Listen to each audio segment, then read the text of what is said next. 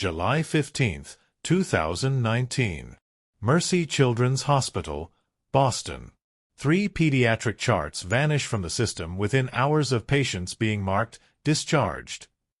What the families don't know yet will change everything they believed about the place they trusted most with their children's lives. If you're a parent, this will terrify you. Hit subscribe, you need to see where this leads. Dr. Sarah Chen had been working night shifts in the IT department of Mercy Children's Hospital for 6 months, and she'd never seen anything like it. The timestamp read 11:47 p.m. when the automated backup system flagged 3 simultaneous data deletions from the pediatric ward database. Emma Rodriguez, age 7. Chart deleted at 11:43 p.m. Marcus Thompson, age 4. Chart deleted at 11:44 p.m. Lily Patterson, age 9. Chart deleted at 11:45 p.m. All 3 had been marked as discharged earlier that same day, July 15, 2019. All 3 deletions came from the same administrator login, Dr. Catherine Voss, Chief of Pediatric Services. Sarah stared at her screen, the blue glow illuminating her furrowed brow. In her decade of healthcare IT experience, she'd never seen a chief physician personally deleting patient charts. That was clerical work, typically handled by record staff days or even weeks after discharge, not within hours. She pulled up the discharge summaries that had been automatically cached before deletion. Emma Rodriguez, patient responded well to treatment, vitals stable, discharged to parents' care. Marcus Thompson, full recovery observed, no complications noted, released home. Lily Patterson, treatment successful, patient ambulatory, discharged with follow-up instructions. All routine, all normal, all deleted. Sarah's fingers hesitated over the keyboard. She could restore the charts from backup. That was protocol when data was accidentally deleted. But something about the deliberate, sequential nature of these deletions made her stomach clench. She opened the system logs deeper. What she found made her blood run cold. The original admission records told a different story. Emma Rodriguez hadn't been admitted for routine treatment. She'd arrived via emergency ambulance with acute systemic reaction to unknown substance, possible poisoning. Marcus Thompson's initial diagnosis, severe respiratory distress, cause unknown, patient unresponsive. Lily Patterson, neurological symptoms, seizures, altered consciousness. None of that matched their discharge summaries. Sarah's hands trembled as she cross-referenced the admission dates. All 3 children had been brought in between July 8 and July 12. All had spent at least 3 days in intensive care. All had been treated by the same medical team. And all had been under the direct care of Dr. Catherine Voss. She clicked deeper into the medical notes that survived in cached fragments. A partial entry from a resident physician, timestamped July 11, 2:30 a.m. Patient Emma Rodriguez showing signs of improvement after discontinuation of trial med, the note cut off mid-sentence. Another fragment from a nursing report, Marcus Thompson vital signs stabilizing since Protocol X was halted. Dr. Voss has ordered, deleted. A third piece, from what appeared to be a consultation note, recommend immediate cessation of experimental treatment. These children were not properly consented for. Gone. Sarah's mind raced. Trial medications. Experimental treatments. Children whose parents thought they were receiving standard care, not participating in some kind of research protocol. She opened a new terminal window and began searching for any other unusual deletions in the past month. What she found made her physically sick. 14 more pediatric charts had been selectively deleted over the past 4 weeks. All had been under Dr. Voss's care. All had been marked as routine discharges. And all had admission records that mentioned trial medications or Protocol X in the cached fragments that remained. 17 children total. 17 families who had no idea what had really happened to their kids during their stay at Mercy Children's Hospital. Sarah grabbed her phone and started scrolling through local news, searching for any reports of sick children, unexplained illnesses, anything that might connect to these dates. She found it buried in the local section of the Boston Globe, dated July 16, just one day after the 3 deletions. Local elementary school reports unusual spike in student absences. Riverside Elementary principal notes concerning pattern of children experiencing similar symptoms after recent hospital visits. The school was in the same district where Emma Rodriguez, Marcus Thompson, and Lily Patterson lived. Sarah's phone buzzed with a text from her supervisor. "Sarah, need you to run a system diagnostic first thing tomorrow. Dr. Voss reported some database irregularities that need immediate attention." "Thanks, Mike." Her blood ran cold. Dr. Voss knew someone had been looking. Sarah stared at her screen, at the evidence of what appeared to be unauthorized medical experiments on children, their records systematically destroyed to hide the truth. She thought about her own 8-year-old daughter sleeping safely at home, and about 17 families who had trusted this hospital with their children's lives. She had 2 choices: pretend she'd never seen this data and let it disappear forever, or risk everything to expose what was happening behind the sterile walls of Mercy Children's Hospital. The cursor blinked on her screen, waiting for her decision. What would you do? Comment below, but first, you need to see what Sarah discovered next. Sarah Chen didn't sleep that night. Instead, she sat in her kitchen, laptop open, diving deeper into the digital trail that Dr. Catherine Voss thought she'd erased forever. Using her administrative access, Sarah began reconstructing the timeline. She discovered that Protocol X wasn't just a random designation. It was part of a clinical trial that had been registered with the FDA under a different name, Pediatric Neurological Enhancement Study, Phase 2. The official trial documents painted a picture of routine cognitive enhancement research, designed to help children with learning disabilities. Parents were supposedly fully informed and consenting. But the cached medical fragments told a horrifying different story. A nursing note from July 9 revealed the truth. Patient Marcus Thompson's mother asking why her son is receiving injections when she only consented to observation and testing. Dr. Voss instructed staff to reassure family that all treatments are standard supportive care. Another fragment from July 10, Emma Rodriguez experiencing severe reaction to compound 15-7. Dr. Voss orders continued administration despite symptoms. Note: parents not informed of experimental nature of treatment. Sarah's stomach churned as she pieced together what had happened. Families brought their children to Mercy Children's Hospital for legitimate medical issues, respiratory problems, seizures, neurological symptoms. But once admitted, Dr. Voss had been using these vulnerable patients as unwitting test subjects for an unauthorized drug trial. She found financial records buried in the hospital's research budget. Neuraxis Pharmaceuticals had been paying Mercy Children's Hospital $50,000 per patient enrolled in the Pediatric Neurological Enhancement Study. With 17 children, that was $850,000 in research funding that had been flowing directly into Dr. Voss's department. Sarah cross-referenced the admission dates with the hospital's staffing records. She noticed a pattern. On days when experimental treatments were administered, Dr. Voss always made sure she was the attending physician, and she consistently scheduled shifts with specific nurses and residents, the same small team every time. A conspiracy of silence, built around financial incentives and enforced by systematic record deletion. At 3 a.m., Sarah made a decision that would change everything.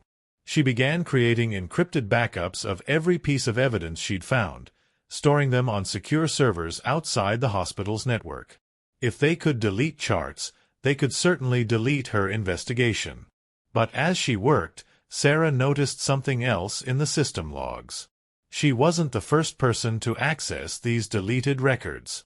Someone else had been looking at the same data, someone with even higher administrative privileges than hers.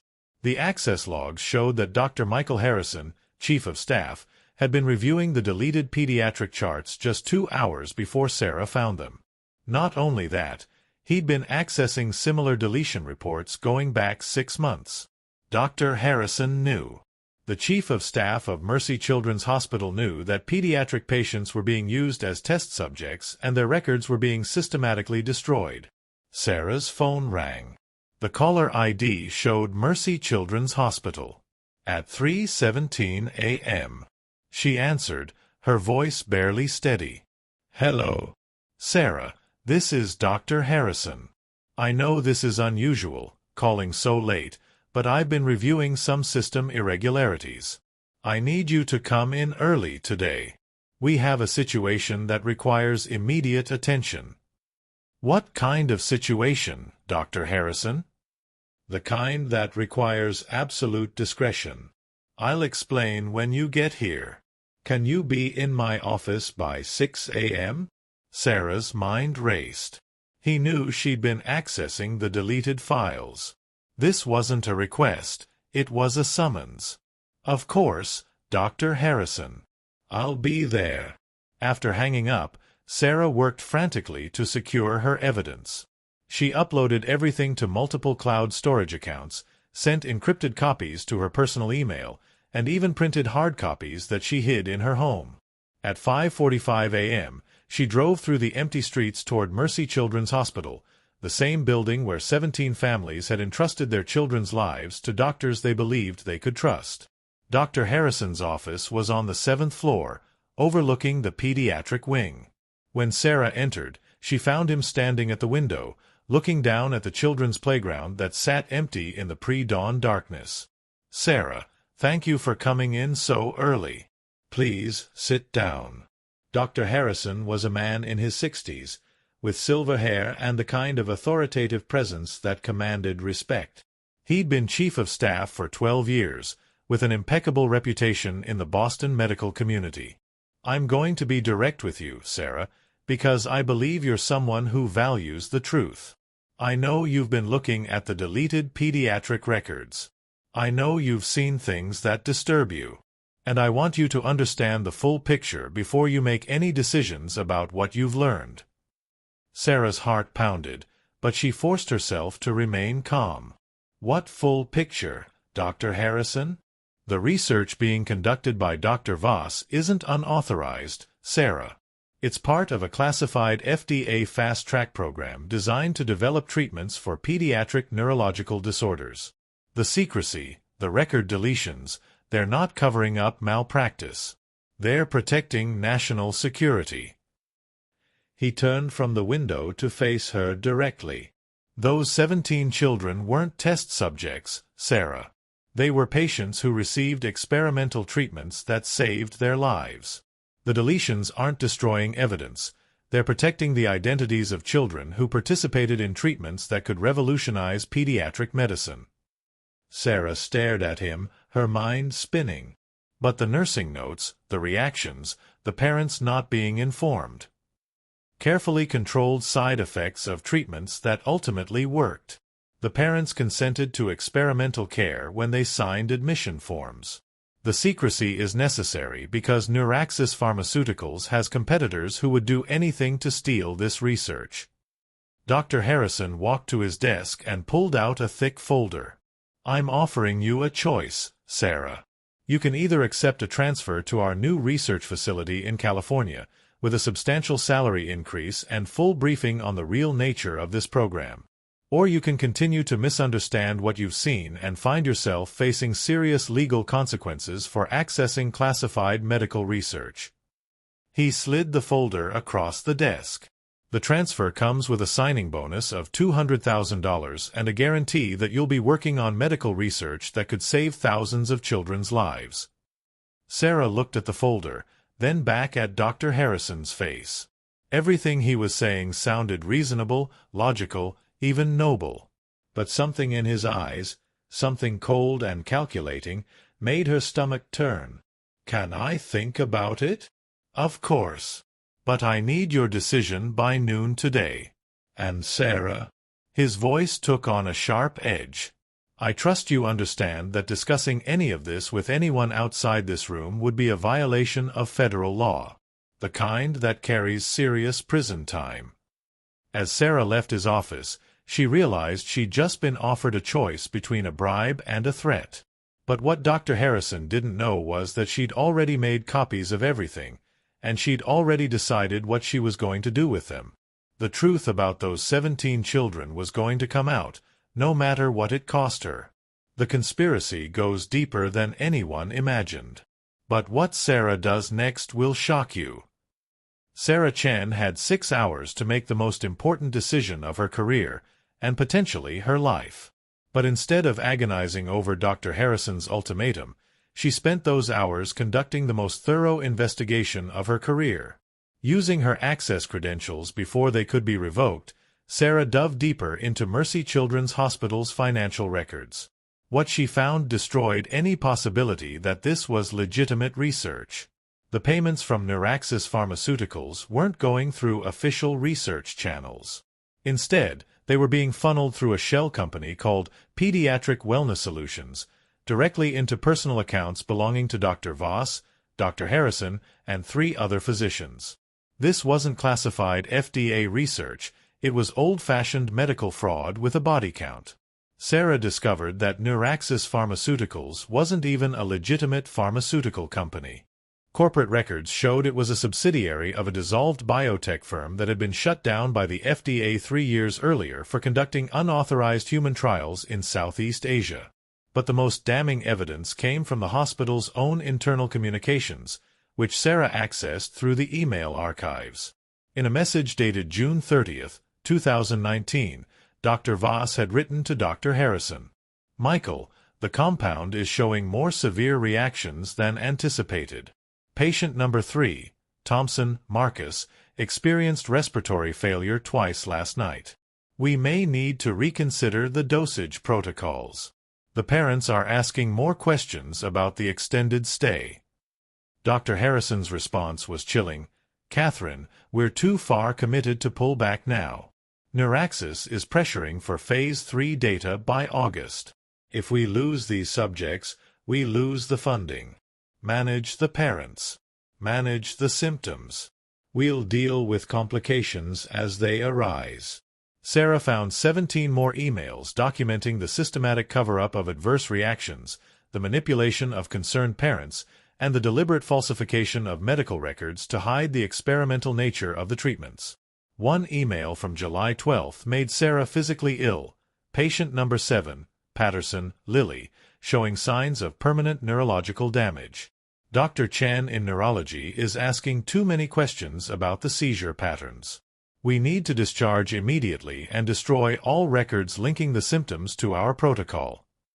These weren't patients who had been saved by experimental treatments.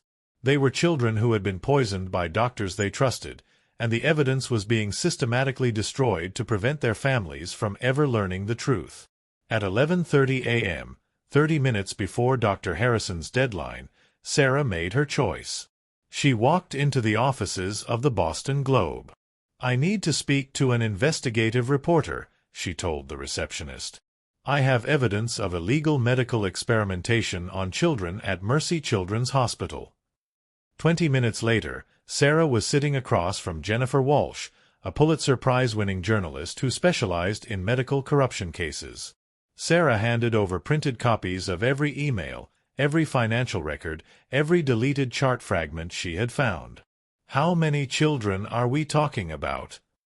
Jennifer asked, her face growing pale as she read through the evidence. 17 that I can prove. But there might be more. This has been going on for at least 6 months, and I only found the records because of a system backup glitch. There could be dozens of other cases that were deleted more thoroughly." Jennifer looked up from the documents. "Sarah, you understand that by coming forward with this, you're putting yourself at serious risk. These people have already shown they're willing to harm children for money. They won't hesitate to destroy your career, or worse." "I understand. But those families deserve to know what happened to their children. And other parents deserve to know what could happen to theirs." As they spoke, Sarah's phone rang. "Dr. Harrison." "Answer it," Jennifer said, gesturing to her recording equipment. "Put it on speaker." "Sarah, where are you? You missed our meeting." "I'm sorry, Dr. Harrison." I needed some time to think. Well, I hope you've reached the right conclusion. This transfer to California is a remarkable opportunity. I'd hate for you to make a decision you'd regret. Sarah looked at Jennifer, who nodded encouragingly. Actually, Dr. Harrison, I have some questions about the research program you described. If it's legitimate FDA research, there should be public records, clinical trial registrations, IRB approvals. Can you provide those? There was a long pause. When Dr. Harrison spoke again, his voice was ice-cold. Sarah, I think there's been a misunderstanding. Perhaps you should come back to my office so we can clarify a few things. I don't think I'll be coming back to the hospital, Dr. Harrison. I think the families of those 17 children deserve to know what really happened during their treatment. Another pause, longer this time. Sarah, you're making a very serious mistake. You've misunderstood what you've seen, and you're about to ruin your career over a conspiracy theory. I strongly advise you to reconsider. The only conspiracy here is the one you and Dr. Voss have been running for months. Using sick children as test subjects, taking money from a fake pharmaceutical company, destroying medical records to cover your tracks. You have no idea what you're dealing with, Sarah. This goes far beyond what you think you understand. There are people involved in this who won't tolerate interference. The line went dead. Jennifer looked at Sarah with a mixture of admiration and concern. Well, you've definitely burned that bridge. But you've also just given us a recorded confession of knowledge and cover-up. This story is going to destroy them. Over the next 4 hours, Jennifer Walsh worked her contacts in law enforcement, the medical community, and child protective services. By 4 p.m., FBI agents were obtaining warrants to search Mercy Children's Hospital's records. By 6 p.m., Dr. Catherine Voss and Dr. Michael Harrison were in custody. But the real revelation came when FBI forensic accountants traced the money flow from Neuraxis Pharmaceuticals. The fake company was actually a front for a network of offshore investors who had been funding illegal medical research in multiple hospitals across 3 states. Mercy Children's Hospital wasn't an isolated case. It was part of a systematic exploitation of vulnerable pediatric patients, with dozens of physicians participating in exchange for research funding that never went through legitimate channels. The 17 children at Mercy were just the ones Sarah had found. FBI investigations eventually uncovered evidence of illegal experimentation on over 200 children across 6 hospitals in the Northeast. As news of the arrests broke that evening, Sarah sat in her kitchen watching the coverage on television. Her phone had been ringing constantly. Reporters, FBI agents, lawyers offering to represent the families, and disturbingly, several calls from numbers she didn't recognize that went straight to voicemail with no messages. Dr. Harrison had been right about one thing. This was bigger than she had understood. But not in the way he'd meant. The experimental drugs that had been tested on those 17 children weren't designed to help neurological disorders.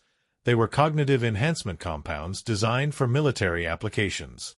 The children had been unwitting test subjects in research intended to create enhanced soldiers, funded by defense contractors and administered by doctors who had been paid to keep quiet about the true nature of their work. Emma Rodriguez, Marcus Thompson, and Lily Patterson, along with 14 other children, had been guinea pigs in a program designed to chemically alter human brain function. And the long-term effects of those experiments were just beginning to be understood. What happened to those children will haunt their families forever. But the worst is yet to come. 3 months after Sarah Chen exposed the illegal experimentation at Mercy Children's Hospital, the full scope of what had been done to those 17 children became clear, and it was worse than anyone had imagined. The FBI investigation, led by Special Agent Maria Santos, uncovered the true purpose of Protocol X. The experimental compound that had been administered to the children wasn't just a failed neurological treatment. It was a prototype cognitive enhancement drug designed for military applications, intended to increase memory retention and processing speed in combat soldiers. But in developing brains, the compound had catastrophic side effects. Dr. Elena Rodriguez, no relation to patient Emma Rodriguez, a pediatric neurologist brought in as an expert witness, examined the 17 children who had been subjected to the experiments. Her findings were devastating. These children have suffered permanent neurological damage, Dr. Rodriguez explained to the families during a closed-door meeting at a downtown law office. The compound they were given has caused structural changes in their brain tissue, particularly in areas responsible for emotional regulation and impulse control. Emma Rodriguez, now 8 years old, had developed severe behavioral issues since her discharge from Mercy Children's Hospital. Her mother, Sophia, had been told by school counselors that Emma was simply acting out due to trauma from her hospitalization. The truth was far more sinister. Emma can't control her anger anymore, Sophia explained to the gathering of families. She was such a gentle little girl before. Now she has episodes where she becomes violent, aggressive. The doctors said it was psychological, but they were wrong. Someone did this to her brain. Marcus Thompson, now 5, had developed what appeared to be early-onset dementia. His father, James, broke down as he described his son's condition. He forgets things that happened 5 minutes ago, but he can recite entire conversations from weeks past word for word.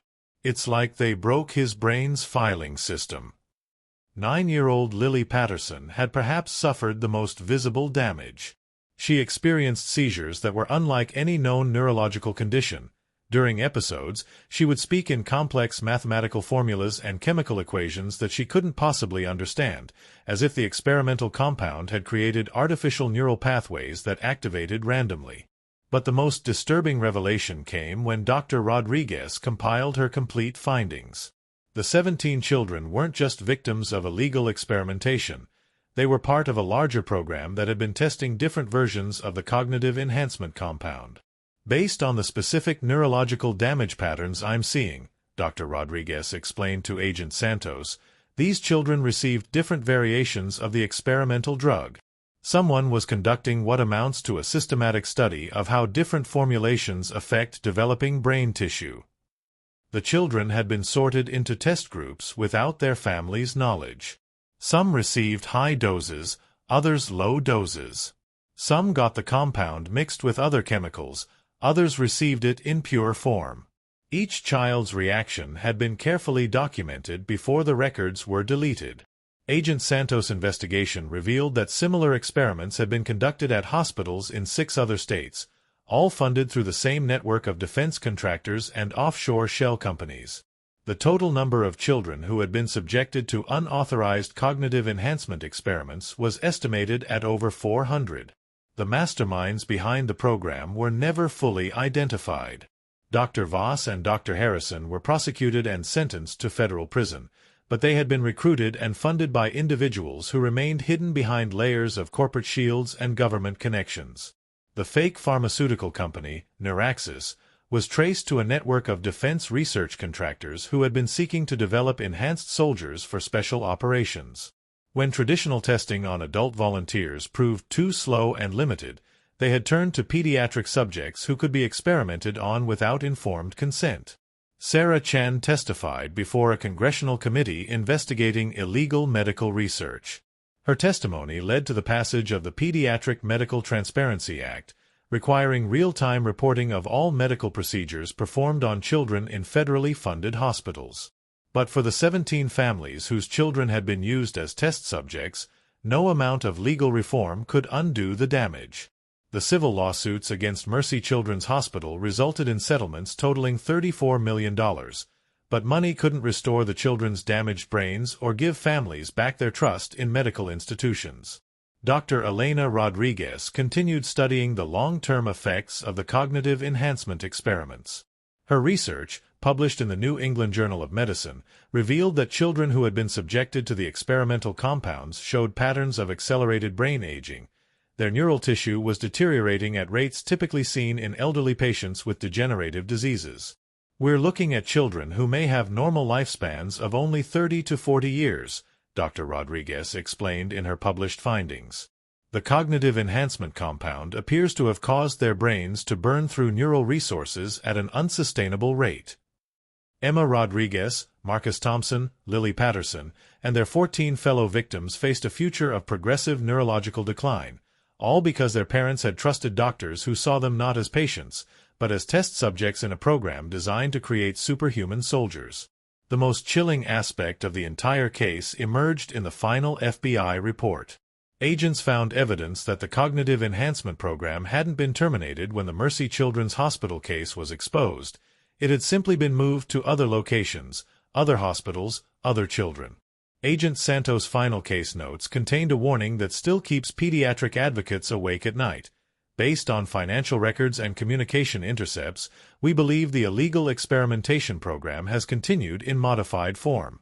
Location unknown. Current victim count unknown. Investigation ongoing.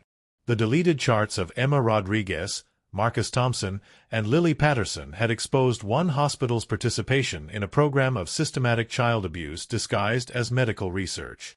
But they had also revealed something far more terrifying: the existence of a shadow medical system where children could be experimented on without consent, without oversight, and without consequences for those who profited from their suffering.